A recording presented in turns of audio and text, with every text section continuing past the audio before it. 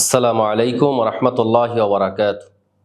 আলহামদুলিল্লাহি রাব্বিল আলামিন ওয়াল আকিবাতু লিল মুত্তাকিন ওয়াস সালাতু ওয়াস সালামু আলা আশরাফিল আমবিয়াই ওয়াল মুরসালিন ওয়া আলা আলিহি ওয়া সাহবিহি ওয়া মান তাবিআহুম বিইহসানিন ইলা ইয়াউমিদ্দিন, আম্মা বা'দ।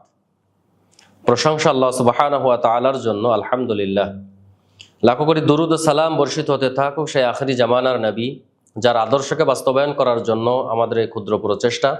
আল্লাহুম্মা সাল্লি আলাইক, আল্লাহুম্মা বারিক আলাইক।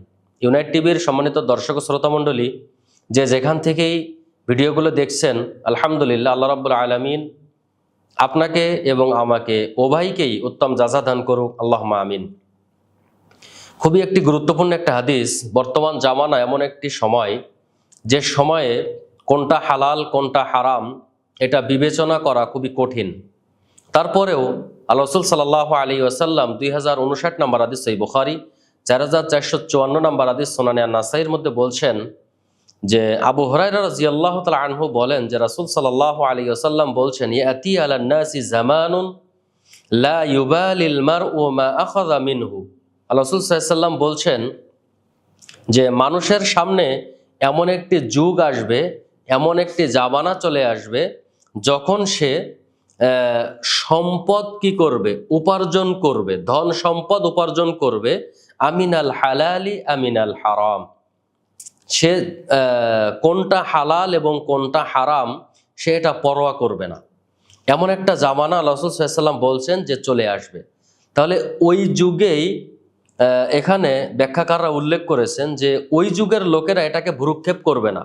তাদের মূল উদ্দেশ্য থাকবে যে শুধুমাত্র সম্পদ অর্জন করা, ইনকাম করা, সেটা হালাল পন্থায় হোক বা হারাম পন্থায় হোক, কাউকে মেরে হোক বা আত্মসাৎ করে হোক বা জুলুম করে হোক, এদিকে তারা পরোয়া করবে না, ভ্রুক্ষেপ করবে না।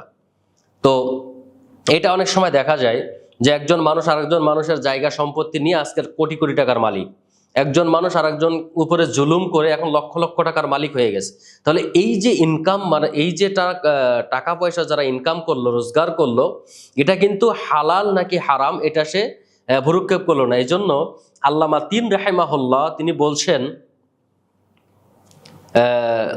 তিনি বলছেন যে নবী আলাইহিস সালাতু ওয়াস সালাম এই বাক্য দ্বারা বুঝিয়েছেন যে মালের ফিতনা, মানে সম্পদের যে ফিতনা, এই ফিতনা সম্পর্কে তিনি বুঝিয়েছেন। পণ্যের যে ফিতনা, এই ফিতনাকে বুঝিয়েছেন।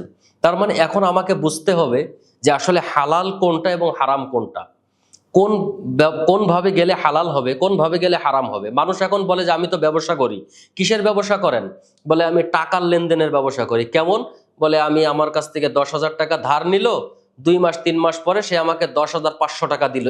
এইভাবে আমি ব্যবসা করি। তাহলে এই যে আপনি মানে কি করতেছেন? ব্যবসা করতেছেন, ইনকাম করতেছেন ধন সম্পদ বাড়ানোর জন্য। তাহলে এই যে পদ্ধতিটা, এই পদ্ধতিটাই কিন্তু আপনার জন্য হারাম, কিন্তু আপনি চেষ্টা করতে। তাই তো রাসূল সাল্লাল্লাহু আলাইহি ওয়াসাল্লাম বলেন, ইয়াতি আলান নাসি জামান, এমন একটা জামানা চলে আসবে যে জামানায় মানুষ শুধু চেষ্টা করবে যে ধন সম্পদ উপার্জন করার, সম্পদ বাড়ানোর চেষ্টা করবে, কিন্তু কোনটা হালাল কোনটা হারাম সেটা পরোয়া করবেন। এই জন্য আমাদেরকে চেষ্টা করতে হবে সর্ব অবস্থায়, সব সময়ের জন্য চেষ্টা করতে হবে যাতে করে আমরা হালালভাবে ইনকাম করে, হালাল পন্থায় রোজগার করে আমরা যেন ওই হালাল খাদ্যটা খেতে পারি, এবং ওই হালাল খাদ্য খেয়ে আমরা যেন আল্লাহ রাব্বুল আলামিনের ইবাদত করে আল্লাহকে যেন আমরা সন্তুষ্ট করতে পারি।